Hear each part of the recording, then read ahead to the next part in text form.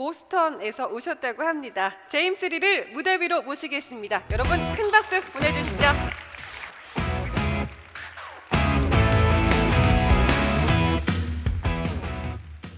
안녕하세요. I'm James Ree. I've come all the way from Boston to share 3 stories with you. I hope after you listen to them, some of the learnings maybe you will apply to your own life. Okay. So my parents immigrated to the United States in 1966. Back then in 1966, there were only 100,000 Korean people in the United States. Both my parents survived the Korean War. Both of them lost a parent during the war. And so they wanted me to be really successful in America. They wanted me to have the peace that they didn't have. So they said to me, "You have to study really hard." Does that sound familiar? They're like, 열심히 공부해. All right? And they say, 완전히 미국 사람, we want you to be really American. And I said, okay. So I studied hard. I went to Harvard, not once, but twice, you know? And then I went into private equity, and I worked really hard, and I was making a lot of money, but something didn't feel 100% right. I didn't feel like I could show my colors strongly for a long time. And then something happened. In 2013, my dad was almost dying, and there was a company called Ashley Stewart. The 회사 이름은 Ashley Stewart이에요. And Ashley Stewart is one of the largest businesses for black women in the United States. So it had nothing to do with me. But this business did a lot of very important things in the communities for black women. And the women reminded me often of my mom. 우리 엄마 고생 많이 했어요, 미국에.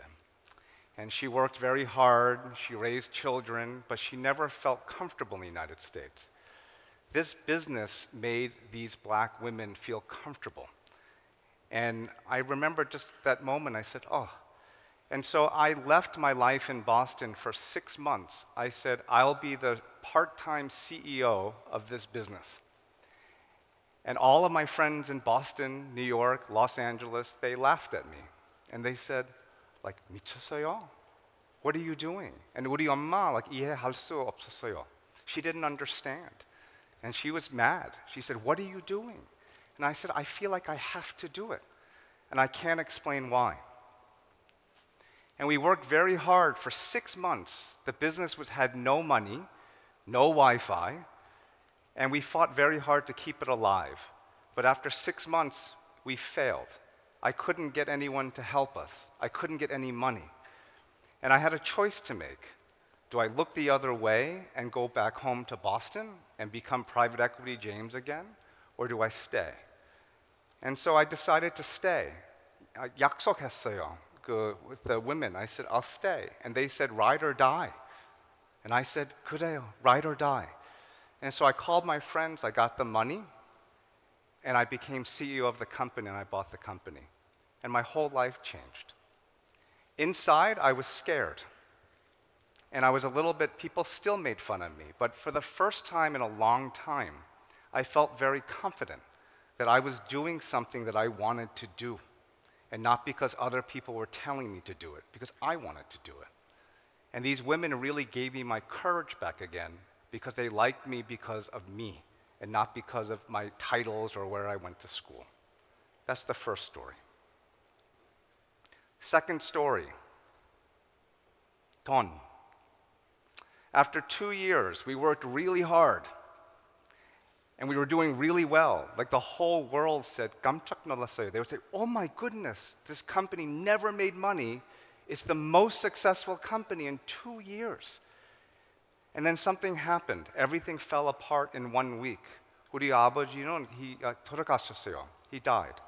And in the same week, my daughter, 우리 막내, she almost died in a big accident. And so the same week, my dad's dying, my daughter's dying, and I was going 왔다가 갔다가 to 2 hospitals, and I didn't ask anyone for help.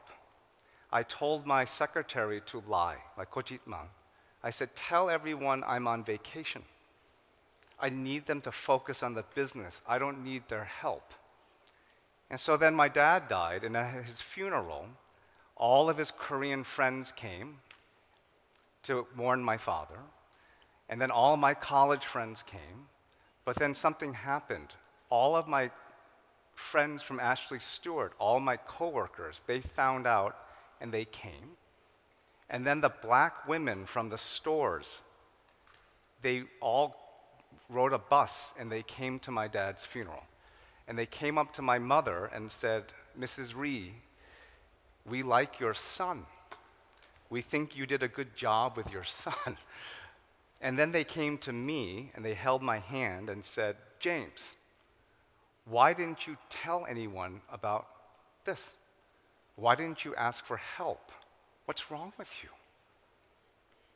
And then I looked at my mother, and my mother was crying because she finally understood why I was doing this Ashley Stewart. She said, these women, they're me. And I said, 그래, 엄마.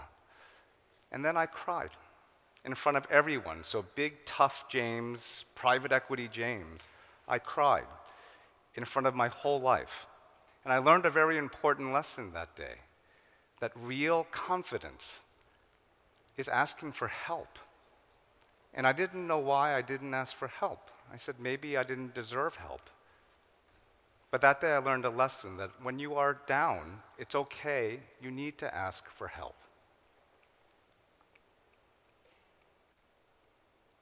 After my dad died, I learned that lesson. And instead of sort of 혼자서 doing it, I asked the whole world for help. I asked the CEOs of the biggest companies in retail, mortgage finance, Price Waterhouse, tech. Even Whoopi Goldberg came and said, I want to help you. And we built a whole world. And everyone wanted to help because we asked for help. They wanted to be part of our story. And in 2 to 7 years, we created from nothing. This company became one of the most famous companies in the United States. So 6 months had become 7 years. So even though I was having a lot of success, sometimes life is very hard. And all of it stopped again. My mother got sick with cancer. And in 3 weeks, she died. That's it. And this little girl who survived the Korean War, she couldn't survive cancer. And I was depressed. And so I sold the company, and I stepped down as CEO. But I learned a lesson that it was okay for me to do self-care. I needed some time to just think and to really mourn my parents. And that was the second story, to learn how to ask for help. And sometimes you need self-care too, even when you think you're having a lot of success. The third story, I retired. I spent 1 year mourning my mother. And I thought I was going to retire and be done and go play golf. And then something happened. As the world kept getting worse, people kept calling and saying, we like that story. Now we understand what you did. They understood it wasn't just a business, that it was a whole system, an idea about how to live life with life, money, and joy. And so everyone started calling and saying, come tell your story. Come tell your story. And so I did. And then MIT called and said, do you want to teach here? You used to be a teacher. Teach here. And then Howard University, which is the 제일 큰 흑인 대학, they called me and said, you should become entrepreneurship chair here. I was the first Asian face to chair entrepreneurship at Howard University. And from there, it kept spreading. And I decided to write a book. And the book kept spreading all over the country. It went from businesses to mayors, Sony Music, all the schools. In this simple story about what my parents and what we did, it kept spreading. And then I got invited to do a TED Talk. And they said, we think that what you did was real leadership. And I said, okay.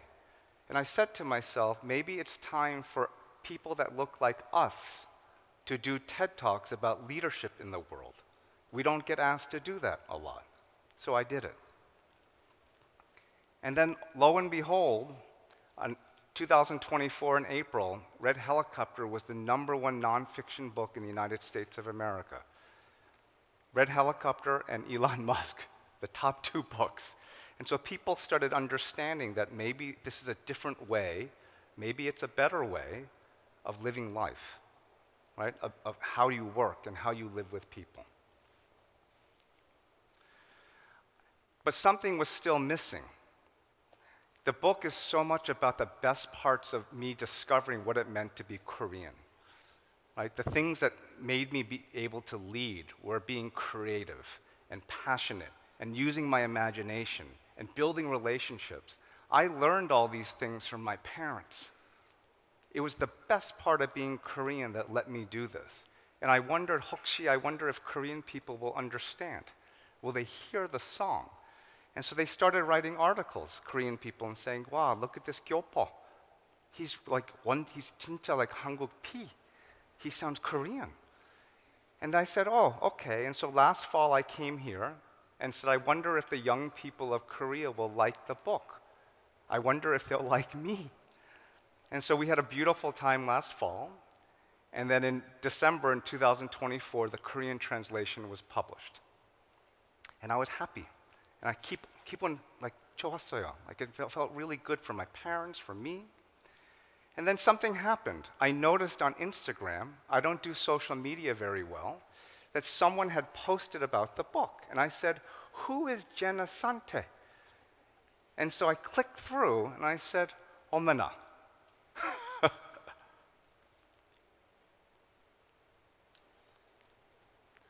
It's her. She really likes my book. And I was so happy. And so I'm here today. I'm about to announce her. I think she's here. So I'd like to introduce onto the stage Ha Yoon-jin, who's going to join me in a conversation about showing your colors strong.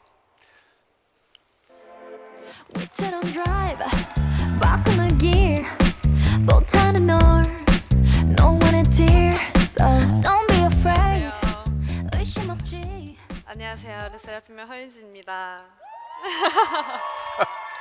Wow, this is crazy.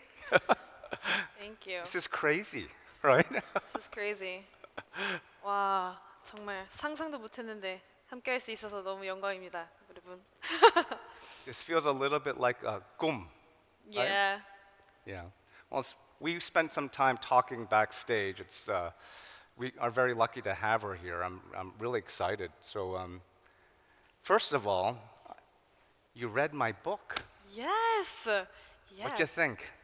I truly believe that everything happens for a reason, and this book really found me at a point in my life where I really needed this kind of reassurance in humanity, and yeah, I truly can say with my whole heart that it changed my perspective on life. So. Well, for me, part of the journey to show my color strong was to finally figure out what it meant to be Korean. It was sometimes for Gyopo it's a little bit hard. So once I learned that, then I felt very confident about who I was. You spent a lot of time living in the U.S. too. So how has that experience been? You spent a lot of time in Korea. What do you love most about Korea these days? Wow. I think my Korean identity is such a huge part of me, and it has truly made me into who I am today. And I think without, wow, oh my gosh, look at me with my little hanbok. That's so cute. My experiences living as like a Korean American, I think has truly impacted the way that I view the world and see myself and live my life. You know, living as a Korean in America and then kind of like an American in Korea has really made me think about what my identity means to me. And I think, you know, I am a bridge because I will never fit into what it means to be this and what it means to be that. I'm just both at the same time. And I think finding that definition for myself has really shaped my philosophy and the way I do a lot of things and the way I view my career right now as well. You know, you're such a talented person. You're so creative. I always think of Korean people as being such artists and so Yeah. creative. I think sometimes I wonder if Korean people, if we remind ourselves, we need to remind ourselves of that. We're very creative people. Yeah, we're very creative people, and we have a lot of tongue. And I think I didn't realize it when I was living in the States. You know, I would always be like, Mom, why can't you be more like, you know, the American moms and be more forward about how much you love me and care about me? But now that I, you know, am a little older and wiser, I realize that tongue exists in the way just Koreans live. You Yeah. know, it's the way my mom would bring me sliced fruit when I was studying late at night, or she would tuck me to bed when, you know, I fell asleep on the couch, or like the way the 동네 이모들 would come to pick me up, even if they're not my biological mother. Yeah. You know, it's the way that we care for each other and ask if we've eaten. Like the way that we greet each other is 밥 먹었어? Or the way that we, you know, make our next, I guess, 약속 by saying, you know, 밥 한번 먹자. I mean, it's not easy in the world right now. It's it's a little crazy in the world right now. And I have children who are 21, 19, and 17 years old. The theme of today is showing your strong colors. What would you say to the young people in the audience right now? Like, what would you say right now that's helping you show your colors strong in a world that it's a little weird right now? Right. Wow. Big question. I would say I came across something the other day that said that the rise of nonchalance is the death of passion. And I found that resonating with me a lot because I think it's become seen as very, you know, cool and admirable to be chill and, you know, not care about things. But I think that can be really hurtful. It's seen as cringy or weird to be super passionate about things and be loud that you're trying or that you're healing or that you're chasing something. But I think that it's really, really admirable to be in pursuit of something that you really love. So I would say that if you have something that you want to do or you have something that you love, be fearless and really go after that. To kind of talk about my story, 저는 르세라핌이라는 팀에 속해 있는데요. 혹시 아실 수도 있지만 르세라핌은 영문으로 I'm fearless라는 문구를 에너그램으로 배치를 바꿔서 만든 팀명인데요. I'm fearless는 두려움 없다, 두려움 없이 이런 뜻을 가지고 있는데 두려움이라는 것은 없앨 수 있는 것은 사실 아니잖아요. 근데 두려움이 없다고 말하는 것은 그냥 내가 정말 사랑하는 것을 쫓는 그런 과정에서 오는 고통이나 아픔을 성장통을 받아들이겠다는 말이라고 느껴져요. 두려움이 없을 수는 없으니까 그냥 그 두려움을 아는 채로 내가 사랑하는 것을 사랑하겠다고 말하는 건데 그게 정말 저희 팀의 정체성이고 저는 그런 마음으로 아프더라도 사랑하는 것을 계속 택하는 그런 삶을 살려고 노력하는데 여러분들도 사랑하는 것을 더 기꺼이 직면하고 사랑하고 쫓아갔으면 좋겠습니다. 정말 제가 믿는 말 중 하나가 우리는 사랑을 위해 살아가는 것이 아니라 살아가기 위해 사랑을 하는 거다라고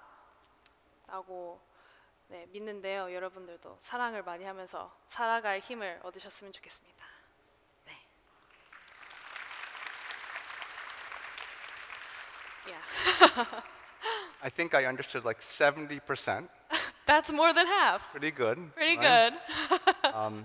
You know, it's sometimes I really loved what you said about caring. Yeah. It's easy when it's hard to say, I don't care. I don't care. Yeah. It's too hard. But and if you notice, even during that picture, the worst moment when I had the most fear and the most pain, I felt really alive. Yes, yes, No? that's something that I really resonate with. I feel like more than pain, apathy is more dangerous. Yes. So I think if you are in pain and you really hurt because of something, it's actually a good sign because it means that you still care and you have that fire inside of you. Yes. And then when you feel that, it's nice, you can ask someone for help, Help. Yeah. right?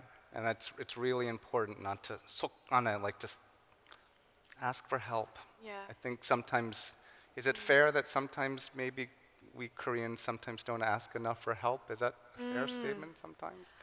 I feel like we Koreans are very independent, which I think is a really admirable trait. But I think it's also important to reach out and remember that we're all in this together. Like we're not alone. I think sometimes we're a little too stoic, which is really, really a sign of strength, but also, you know, working through things together can be more sustainable in the long run. I agree. You know, maybe you can help me just a little bit explain this. So, sometimes when you are growing up, people say, 비행기처럼, like fly like a plane, like high, strong. I think, and the way I raise my children, and what I teach at MIT and other schools, I think you should think about living like a helicopter. It doesn't go very high, and it's not as strong, but it can fly in 6 different directions. It can go straight up. Sometimes it can hover, and it can always land. You know, I think some of the times the most skill set is to be able to land. Because remember when I took a break from work, self-care, sometimes it's okay to just land. Does that make sense? Like, I don't know if I did a good job explaining that, but that's... Yeah. Another thing that I would relate to this is, you know, if you are too hard or you 너무 단단해지려고 하면은 부러지기 쉽잖아요. 근데 조금 부드러움을 같이 가지고 가면은 부러지지 않고 무너지지 않고 그냥 you can bend. You have to be able to bend in order not to break, which I think a helicopter is like the perfect example of it because it's, you know, agile. Yeah, I think sometimes like the showing your strong colors, maybe a better way to say it is to just to be honest. Yeah. You know? Not strong, but honest. But honest. Yeah. Yeah, because I think intimacy is also, you know, birthed from vulnerability, Yeah. just as connection is. Yeah, I definitely resonate with that. I mean, the title of the book is called Red Helicopter. Red helicopter. And the reason, just very quickly, when I was in kindergarten, like 5살, I came home with a red helicopter. And it was because I was sharing half my food with my 친구.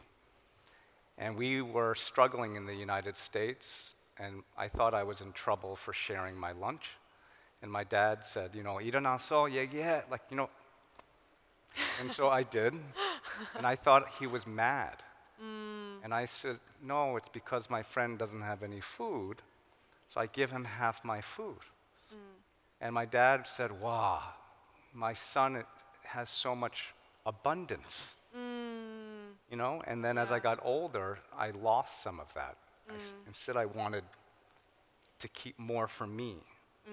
I was wondering if you have a red helicopter story that you tell to yourself to remind you about sort of having courage in your own values, your own story. Yeah. What's actually really interesting is that I do have a story that grounds me whenever I feel like I'm, flying too close to the sun. But what's really interesting is that this book was actually the red helicopter itself, because I was actually gifted this by a past manager of mine who reached out to me during a time where I was really lost, and there was a lot of things going on, and I was getting lost in my head about the world's perception of me, or the uncertain future, and a lot of my worries and my kind of 압박 to grind and plan and get better and stronger. But this book found me at the perfect moment, and I remember reading it, and it was already kind of changing my perception of the world, but the specific moment where I kind of had my aha, this is how I ground myself, was when we were in the middle of a fan meeting tour in Japan, and there was this exhibition.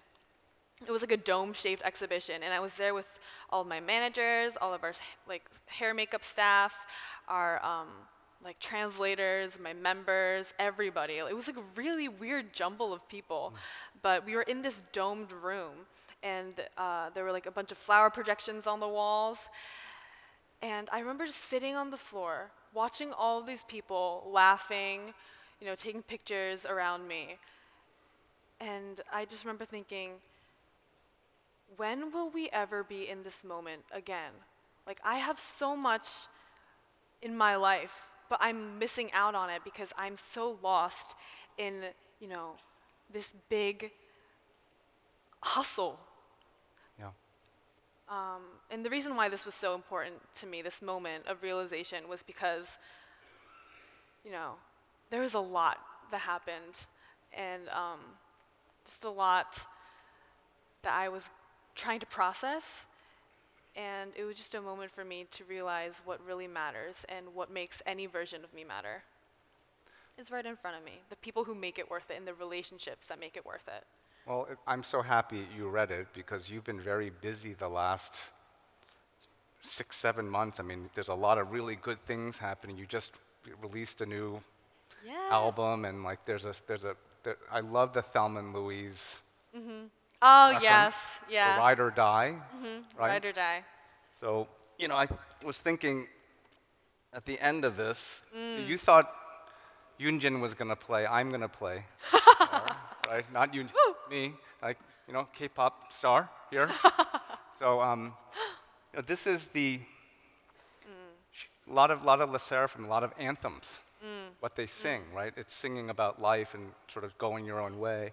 This is the most important rock and roll song in the last 50 years in the United States.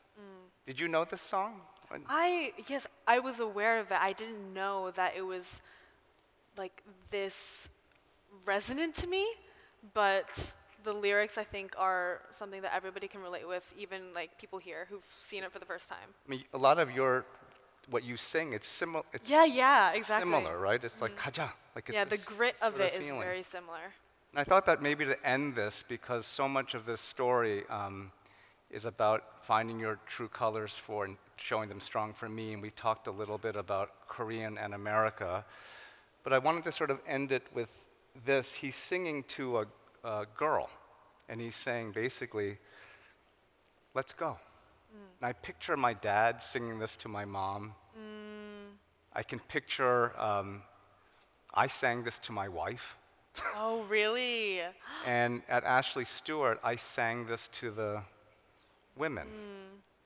I said, we can do this, 가자, ride or die. And so just to end this, I just wanted to just play the last part of this. And he's singing, someday girl, I don't know when, but we're going to get to that place where we really want to go.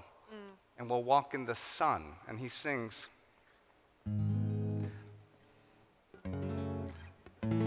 someday girl, look, I don't know when. We're going to get to that place where we really want to go, and we'll walk in the sun. But till then, tramps like us, yeah, baby, we were born to run.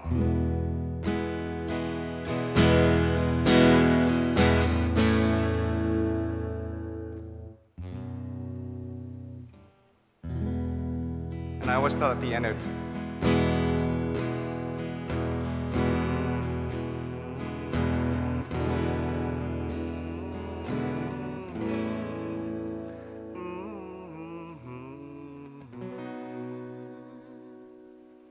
little 아리랑. is there anything else you want to say to the audience as we leave the stage? If you love something, please say that you love it. And if you want to do something, go after it. The world is yours. I agree, and thank you very much to Yoonjin for coming here and being with us. Thank you for having me. so much. I'm very sorry I cannot speak fluent Korean. 섭섭해요. I really wish I could. But I hope that you can feel what we're saying, and I feel very lucky to have been here and spend this time with you. And as a final parting gift to you, Oh my gosh. I want you to have this. So anytime you feel sometimes a little, like maybe you can Thank you so have much. this, and Oh, this is your red helicopter. Thank you so much. Oh. Thank you Bye. so much. Thank you very much. 감사합니다. Thank you so much. Yeah. It has been an absolute honor. 안녕. 안녕. Bye. 못하는 널 No one to 와이 포럼이 아니었다면 이 두 분이 함께하는 무대 정말 상상도 못했을 것 같은데요. 깜짝 연사로 등장해주신 르세라핌 허윤진님께도 감사드리고요. 귀한 시간 내주신 두 분께 여러분 다시 한번 큰 박수 보내주시죠.